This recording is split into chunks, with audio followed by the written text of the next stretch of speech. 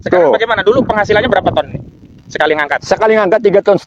Kalau lagi ya Ikannya artinya apa itu? ikan bandeng. Sekilo berapa?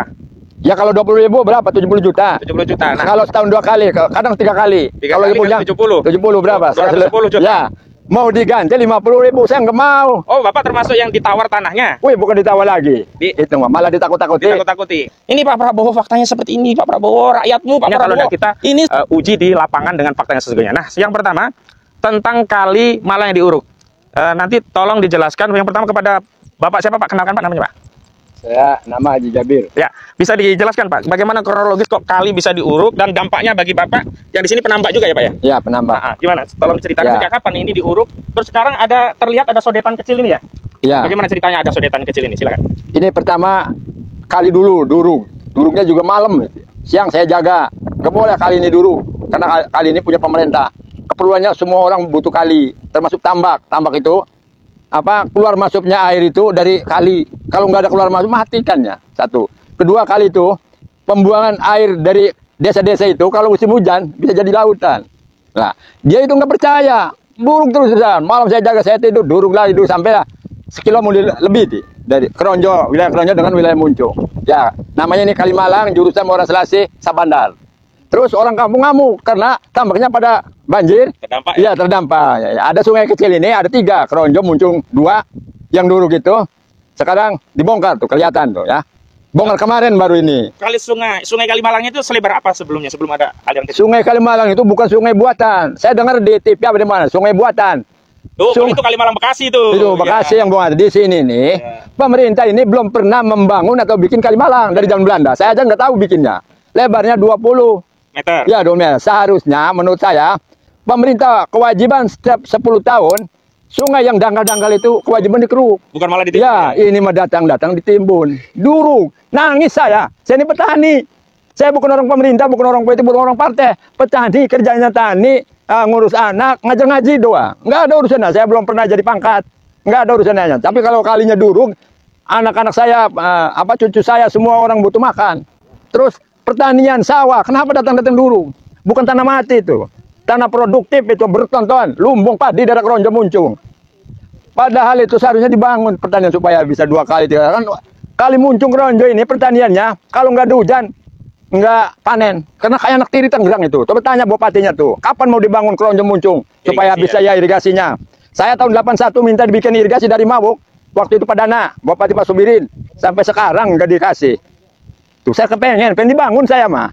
Nggak pengen apa-apa. Coba tolong Pak Presiden, sungai saya bangun lagi lah biar bagus. Saya ini bisa nanam ikan lagi, nanam padi. Itu aja pengen saya. Nggak ada urusan dengan apalah.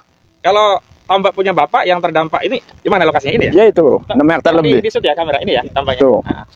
Ya, ikannya pada mati kan. Berapa ribu meter ini? 62.000 lebih. Oh. Sekarang bagaimana? Dulu penghasilannya berapa ton nih? Sekali ngangkat? Sekali ngangkat 3,5 ton. Kalau lagi ya ikannya apa itu? Ikan bandeng. Sekilo berapa? Ya kalau 20.000 berapa? 70 juta. 70 juta. Nah, kalau setahun 2 kali, kadang 3 kali. Kalau lagi punya 70 berapa? 210 juta. Ya. Mau diganti 50.000, saya nggak mau. Oh, Bapak termasuk yang ditawar tanahnya? Wih, bukan ditawar lagi. Itu malah ditakut-takuti. Ditakut-takuti. Harganya berapa? 50.000. Tapi Bapak nggak mau ya? Nggak mau. Masih bertahan sampai sekarang. Cuman sekarang dampaknya gimana untuk melihara ikan? Jadi ya mati nggak bisa, karena ini airnya kan sungainya di Surgu mah nggak bisa salinitas airnya bagaimana? Oh, sanititas alirnya nggak bisa ganti-ganti gitu ya? Ikan itu butuh air bersih terus. Ya. Apalagi udang. Kalau nanam udang ini, saya nanti bisa 2,5 ton.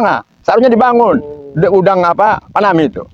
Ini potensi seharusnya dijadikan megapolitan bandeng dan udang. Oh, bikinkan menurut bikin koperasi di sini. Bikin pabrik opannya.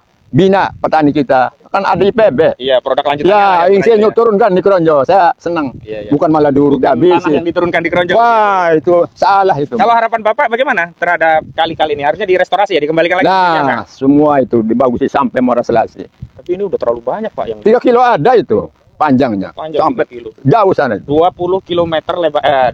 Berapa lebarnya? 20 meter. 20 lebih kayaknya. Lebarnya kira-kira dan panjangnya sudah 3 kilo lebih kayaknya. 3 km. Jadi sekali lagi kepada seluruh masyarakat, jangan hanya menganggap bahwa masalah kita hanya masalah pagar laut. Ya, yang dizalimi hanya di laut. Ternyata di darat akses publik terhadap sungai juga dizalimi, di mana sungai sebagai sumber penghidupan untuk irigasi, untuk perikanan, untuk tambak, ini sekarang diuruk. Baik Pak, ada lagi selain apa yang disampaikan tadi ceritanya terkait ini? Kalau yang lainnya, Bapak tahu, yang lainnya ini dijual? Katanya itu, kata yang apa yang datang itu apa semacam preman-preman lah, karena dia nggak ada identitasnya. Saya dari apa orang lapangan aja. Semua keronjemunnya udah diserahkan di DP ini, tinggal Pak Haji doang. Jadi kalau Pak Haji nggak jual, nanti ini dikurung, Pak Haji ditanya mau masuknya kemana, ditahu dia sebodoh amat, itu tetap punya saya nggak takut lah. Ya, punya saya tetap, nanti saya ganggu, walaupun sudah ada gedungnya. Baik, Pak Haji berarti belum sampai menjadi korban karena masih bertahan nggak dijual, belum saya, Pak. Karena memang pengen terus berbudidaya ikan ya. Ya, pengen budidaya, pengen. Apalagi kalau cuman 50.000 per meter, jauh sekali begitu ya. Kalau di Keronjo ada yang 3 juta per meter itu. Masya Allah. 50.000 buat beli apa? Kedua, tentang sawah yang duruk-duruk, tolong periksa itu dokumennya. Karena banyak katanya saudara-saudara ya belum dilunasi, udah duruk-duruan, kasihan itu. Nangis pada itu. Ini ada ponak-ponak saya, teteh saya termasuk. Ada. Terus saya tambah, ada yang udah duruk, ada yang banyak yang nangis lah. Tolong aja periksa dokumennya lah. Periksa satu, dipanggil itu warganya yang punya ini. Bagaimana caranya? Jangan ngedengarkan ada dari awal-awal orang. Langsung periksa aja warganya. Saya siap nanti saya antar warganya yang punya bersangkutan. Jadi biar clear Pak. Yang ngedengerin apa tuh di HP itu. Ada mahasiswa ini ya. Alhamdulillah bisa menambahkan fakta sebelum kita dengar keterangan dari korban langsung yang memang tanahnya akhirnya diuruk walaupun belum lunas. Baru dia itu. Silakan Mas, siapa namanya? Saya masih aktif bukan abal-abal kayak Sandi itu ya. Bukan kayak Sandi, bukan. Kayak Sandi ya. Bukan, itu cuma ngaku-ngaku ya. Di DO, dia udah di nelayan yang bikin pagar laut. betul, ya? makanya itu bayaran mungkin kan. Ya. Nah, ini saya juga sebenarnya sebelum hari ini itu udah kesini bersama Ketua Riset LBHAP PP Muhammadiyah. Dan sebenarnya gampang kalau untuk membuktikan adanya pengurugan atau tidak. Sekarang kan zamannya canggih, gitu kan, media sosial, era digital. Masa iya yang mengatakan tidak ada pengurugan itu bohong besar gitu, membuat hoax di media. Itu tolong aparat kepolisian harus menegakkan hukum yang sebenar-benarnya. Karena di sini udah jelas gitu. Sungai besar Kali Malang Muara Selasi ini telah diuruk yang lebarnya 20 meter ini, itu telah merugikan masyarakat. Seperti tadi penjelasan dari Abah Haji Jabir selaku petambak di daerah sini, itu sangat merugikan masyarakat sehingga tambaknya itu kurang produktif gara-gara ada pengurugan sungai ini. Maka dari itu saya sendiri sebagai mahasiswa gitu, yang bukan abal-abal kayak Sandi itu menuntut untuk alih-fungsikan kembali sungai ini, alih-fungsikan agar masyarakat petani tambak di sini hidupnya sejahtera. Tidak melulu tentang kayak pembangunan apa mengatasnamakan PSN. Di sini bukan PSN, dan ini PSN tersebut bermasalah sebenarnya karena hutan lindung itu harus dijaga, bukan malah di PSN kan gitu. Maka dari itu saya selaku mahasiswa, dan di sini juga udah cukup jelas di media itu bahwa terjadi pengurugan di daerah Muncung dan Keronjok selebar sungai itu 20 meter dan panjangnya itu 3 km lebih. Maka dari itu cukup untuk dialihfungsikan saja gitu. Dikembalikan fungsinya, direstorasi agar masyarakat ini bisa hidup seperti semula lagi, mata pencariannya normal lagi. Mungkin itu saja penjelasan dari saya selaku mahasiswa Universitas Muhammadiyah Tangerang, Fakultas Hukum. Ya, baik, walaupun ini memang pendapat pribadi ya, tidak mengatasnamakan institusi. Bukan, gitu ya. bukan. Tapi memang benar-benar mahasiswa ya. Benar-benar mahasiswa. Bukan seperti Sandi ya. Bukan. Ya, saya juga udah kajian di kampus Universitas Muhammadiyah Tangerang itu. Pak, ini tolong diceritakan ini gimana nih Pak? Kok ada kali kecil Sodetan ini? Fungsinya apa dan sebelumnya seperti apa? Kenapa kok ada kali Sodetan? Sebelumnya seperti apa begitu? Sebelumnya kan gini Pak, Pak, siapa dulu namanya? Namanya Haji Sarkani. Ya, Pak Haji Sarkani ya, silakan. Ya, sebelumnya itu awalnya ini kan sungai Pak. Sungai, ini di sini nih ada anak sungai. Sungai Kalimalang ya? Ya, anak sungai Kalimalang. Jadi Kalimalang di Keronjo itu beda dengan Kalimalang Bekasi. Kalau Kalimalang Bekasi memang itu sungai yang diadakan untuk kepentingan irigasi dan air minum, paham tuh. Ya. Tapi kalau ini alami ini. Alami. Sejak kecil udah ada ini. Saya semenjak lahir itu sudah ada Pak. Sudah ada, ya? Iya. Karena ini Kalimalang di sana yang lebarnya 20. Nah, ini kan ada kali kecil nih yang ketambak sampai ke sawah irigasi. Iya kan? Jadi dari irigasi yang di sana itu tembus ke sini, kebuangnya kan ke sungai ini. Nah, setelah sungai ini duruk, kan kemarin itu kan kita ini duruk kan, ini mati total, nggak ada jalan air. Jalur air. Ya. Nah, banyak di sana meluap, termasuk di tempat kita tambaknya kan. Banjir. Ya? Banjir. Udah. Makanya kan udah itu kan kita kemarin ribut. Nah, makanya dia kasih dibuka akses ini. Itu cuman yang saya pengenkan ini itu Kalimalang ini harus difungsikan kembali yang seperti semula ya. Bukan Sodetan, karena Sodetan ini makan harusnya ada Kalimalang ini. Betul. Bukan ini mah di Sodetan ini kan tembusnya orang kali yang itu aja yang tembusnya ke laut, larinya tetap ke sini Pak. Ya? Ke sungai yang gede ini. Itu Pak. Baik.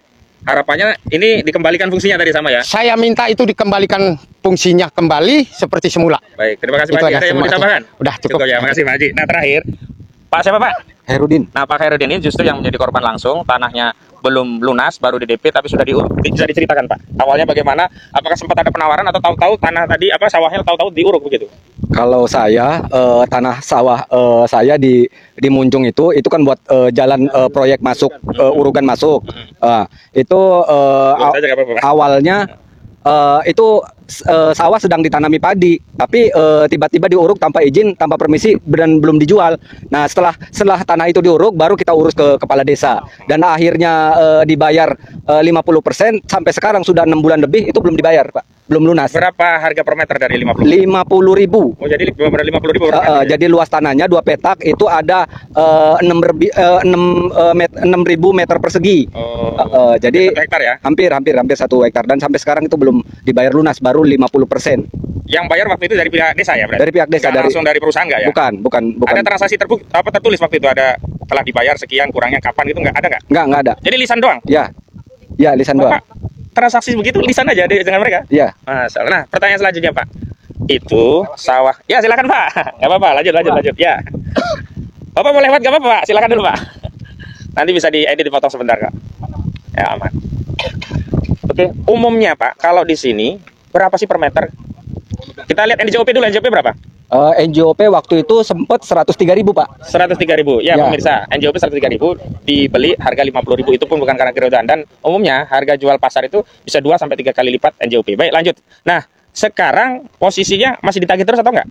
Ya, harus ditagih. Kapan pelunasannya? Nah, jawaban mereka gimana? Ya, sedang diurus surat-suratnya katanya. Oh, kalau bisa milih, sebenarnya milih yang 50.000 per meter atau milih tetap bertani dengan sawah? Kalau itu bisa kami kembalikan yang 50% Pak. Biar memang nggak ada niatan untuk ngejual sawah. Artinya itu kalau dinormalisasi jadi sawah lagi, Bapak mau balikin uang yang sudah diterima ya? Siap, hari ini pun siap untuk mengembalikan. Yang penting itu difungsikan lagi sebagai sawah. Iya, memang sejak awal nggak mau jual ya? Nggak mau jual, nggak ada niatan untuk dijual. Baik, ya.